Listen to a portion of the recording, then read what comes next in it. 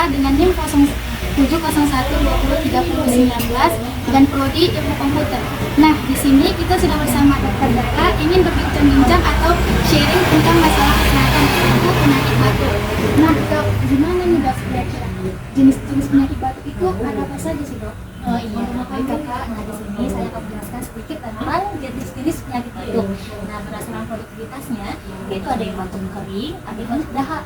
Kalau berdasarkan batuknya, ada yang batuk akut, subakut, dan kronis. Nah, yang pertama saya bahas tentang batuk dahak dulu ya, berdasarkan produktivitasnya.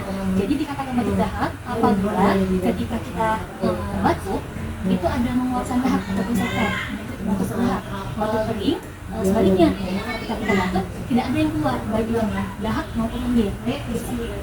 Kalau satu lagi perasaan batuk, ada yang batuk akut itu apabila gejala batuknya kurang dari 3 minggu. Kalau batuk akut adalah terjadi sama gejala batuk kronis lebih dari 4 minggu. Kira-kira kalau pasien mengeluhkan sakit batuk itu dokter itu gimana caranya supaya menggali informasi yaitu batuk kering atau batuk pedas Yang pertama kita lakukan anamnesis. Nah, anamnesis ini seperti yang saya lakukan dengan kakak.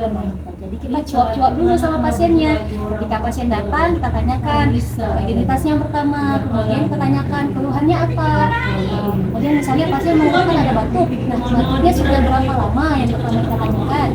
Nah, misalnya kurang dari batuk-batuknya saja, ternyata karena itu ada coronavirus, batuk aja, jalan-jalan sangat kemarin virus batuk, biasanya juga virus itu sangat cepat penyebarannya. Nah, kalau itu berdasarkan waktunya kita tanyakan kemudian kita tanyakan lagi jenis batuknya, atau batuknya itu ada disertai dahak atau tidak.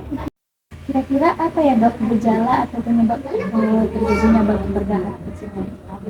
Nah, jadi ini kan banyak ditanyakan sama orang-orang ya penyebabnya apa dari batuk berdahak.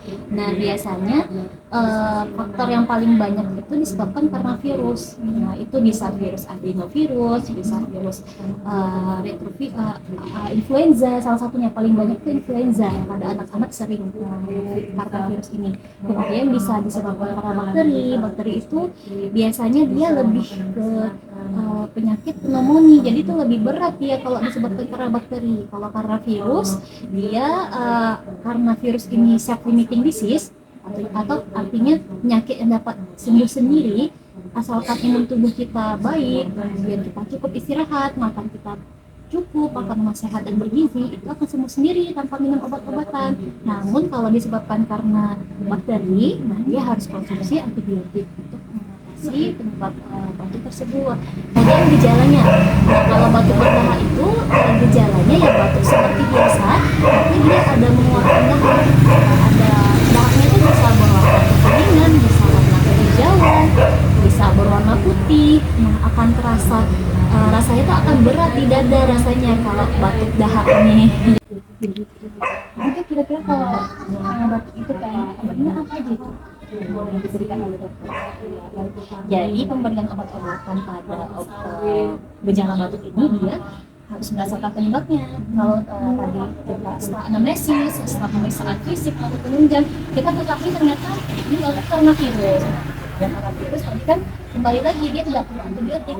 Jadi yang perlu kita berikan terapi berdasarkan gejalanya. Misalnya ada demam, nah itu kita bisa memberikan obat anti penyebab panas.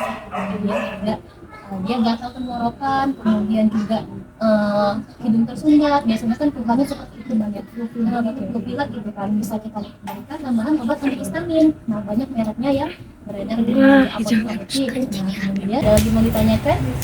Ya Dok, atas sharing-sharing mengenai penyakit batuk tadi, semoga bisa bermanfaat untuk saya dan teman-teman sekalian. Sekian penjelasan dari Dokter Dara. Saya tutup. Wabillahi taufiq wal hidayah. Wassalamualaikum warahmatullahi wabarakatuh.